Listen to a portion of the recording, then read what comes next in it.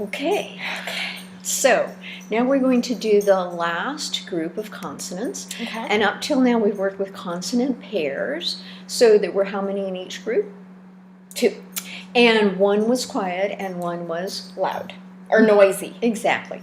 And did we use the same part of our mouth to make the sound? Like p, b? Yes. Did we do the same action? Yes. Did we have the same air? Yes. Okay. So that's what distinguishes the consonant pairs. Okay. All of those samenesses, but it's different letters and then different quiet, one noisy. The groups that we're going to learn about now can have 2 in each group, or 3, or 4. Okay. So the number is different. Mm-hmm. There can be some quiet and some noisy, all quiet or all noisy. Okay. So there's variation in voiced, unvoiced. Okay. And then further, we use different parts of our mouth to create the sounds. However, there's always one element that unites the group. Okay. Okay? So we're going to start off with this group and we'll explore all those things. Quiet and noisy, what part of our mouth, and what ties these consonants together to make them a group. Okay? Okay. So let's start out with the first one. This is a letter that you're going to know. And that's the letter M. Now, let's talk about the air. Is it coming out of your mouth? Or is it coming out of your nose? There's no air coming out at all. Okay, so what I'd like you to do... it's coming... Wait a sec, let me help you. It's coming out of your ears? No. Okay, so what I want you to do is I want you to very gently hold your nose and try and say that sound. Can you do it? No. And that's because the air is coming out of your nose. Apparently so. Apparently so. So this group of consonants are called nosies, or in linguistic terms, more sophisticated linguistic terms, they're called the nasals. And it's because the air is coming out of your nose. So you now have a test for whether something is nosy or not, right? Yep. Blocking your nose. So I'm going to put several different consonants out here, and I want you to well, we know that M is a nasal. I want you to test which of these consonant letters are nosies, and if you're not sure of the sound, I'll give it to you. So this letter N says N. Is that a nasal? I think so. Check. Yes. Okay, let's put it with the M then. This is an L. Oh. Try it. Oh. Is that a nasal? No. No. How about Is that a nasal? No. Now, you may not have seen this digraph before. This digraph, consonant digraph, is NG, and it says So it's different than the N and different than the G when they sit together with nothing between them. Is that a nasal? Yes. Yes. Okay, let's try this last one.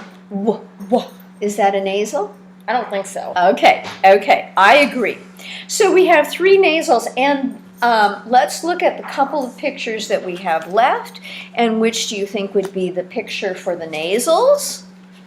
It's real challenging, isn't it? And why did you pick that one? Because it's the only one that has a nose on it. Has a nose on it. Now, so the thing that ties these 3 consonants together is... They're nosy. They're nosy, that the air is coming out of your nose instead of your mouth. Let's feel whether they're voiced or unvoiced, quiet or noisy. So, noisy. Noisy. Noisy. So they're all noisy nosies.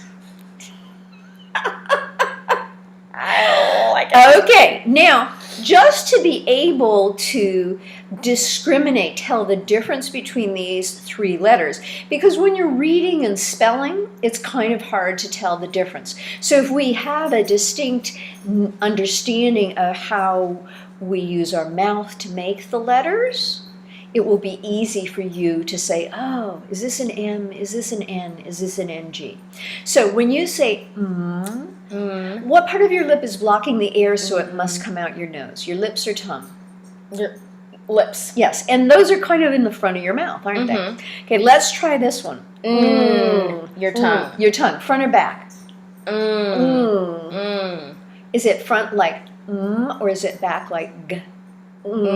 Back. Okay, so we call M a front nosy, and we call NG a back nosy, because you're using the front of your mouth and then the back of your tongue. Okay, now let's go. What are you using there to the front of your tongue to the front of your mouth? Okay, so but is it as far front as this? No. No. So we call M a front nosy, N a middle nosy, and NG a back nosy. Okay, so that's our first group of consonants that are really different. There's three, not two. They're all noisy, and the element that ties them into the group, the attribute that defines their category, is the fact that the air is blocked by some part of the mouth and made to go through the nose. Okay? Gotcha. Yeah. Okay, let's try another group. And this is going to be an interesting group to compare to the consonant pairs that we did. Okay. Okay? So let's make this sound. Ooh. Oh. What are you using there to make that sound? Lips or tongue? Ooh. Tongue. Tongue. Is it the front of the tongue or the back? The front. It's the front. Now, is it lifting and staying up there or tapping like a t? Ooh. Staying. It's staying. So we call that a lifter, a front lifter. Okay. Because you're using the front of your tongue, you're lifting behind the teeth, and it's staying there for a duration and then going down. Okay, now let's say this. Oh, and by the way, is it noisy or quiet? Noisy. Noisy. Now, here is the other member of its group. Now, what are you using to make that sound? Your lips or your tongue? Lips. Okay, are your lips moving? Could you just relax your lips and go Yeah. Okay, so your lips aren't really moving to make it. Is your tongue involved in any way? I don't. Okay, so it's hard to feel it, okay? And that's absolutely something that happens for lots and lots of people, okay? So you're doing perfectly. So what I want you to do is I want you to take your finger and kind of crook it here. Just make it like this. And I want you to very gently put it on the top of your roof of your mouth, your palate, and make that sound when your finger is in your mouth. Can you feel your tongue touching your finger? Yeah. Okay. And is it the front of the tongue going up like or is it the back of the tongue going up like g? Front of the tongue. Front of my tongue. Okay, if it were the front of the tongue, where is it going? Is it going towards the front of near your teeth, or is it further back? Front. Go, Is your tongue going up? Apparently my tongue's going the wrong way. Look at mine. It's going back. It's going back. The back is actually humped up. But now, this is something that's true. Different people pronounce an R differently. So sometimes people will use the front of their tongue and kind of place it behind, in the middle of the palate. Some people make an R with the back of the tongue raised to the palate. Okay. Which do you think you're doing? Is it the front of the tongue raised or the back? Can you tell? No. If we had a mirror, you could probably look in. Yes. But I'll just say, I know it's lifting somewhere. All right. Okay. I believe you. So, quiet or noisy? Noisy. Noisy. So, there are two, do you know the letters that go with ol and Okay. L, ol, and is R. Okay. So there's two in the group, which is kind of like our pairs, right? Mhm. But in our pairs, did you have to use the same part of your mouth doing the same? Yes. And when you go are you using the same No. part of your tongue? Using different parts of the Mhm. tongue, front and back. Yes. And in pairs, one is quiet and one is noisy. And is that this pattern? No. What's different? They're both noisy. I agree. Okay?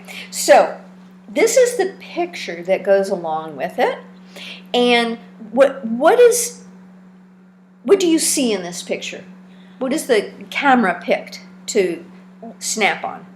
Well, the mouth is open, the Uh-huh. tongue is up behind the teeth, Right. and then there's arrows pointing upward. Yes, and so it's got an arrow in the front that says "l" Uh-huh. and an arrow in the back that It says says "er." Oh, I didn't, yeah, so it's got Didn't L and realize that. R. Okay. And so this is a picture of your mouth making a front Uh-huh. and a back lifter. Okay. And why are they called lifters? Because you lift your tongue. Exactly. Supposedly. Supposedly. Yes. Okay. So this is our second group of consonants that are tied together for what reason? They're tongue lifters. Tongue lifting. You're lifting your tongue in the front and in the back. Okay. So the last group that we're going to do, I'm going to give you an example of the first sound in the group. Okay. So, what do you notice most when you go? Is there Your a lot? mouth is open and you're forcing air out. You're forcing air. A little bit of air or a lot? A little. Well, let's compare it. Let's go.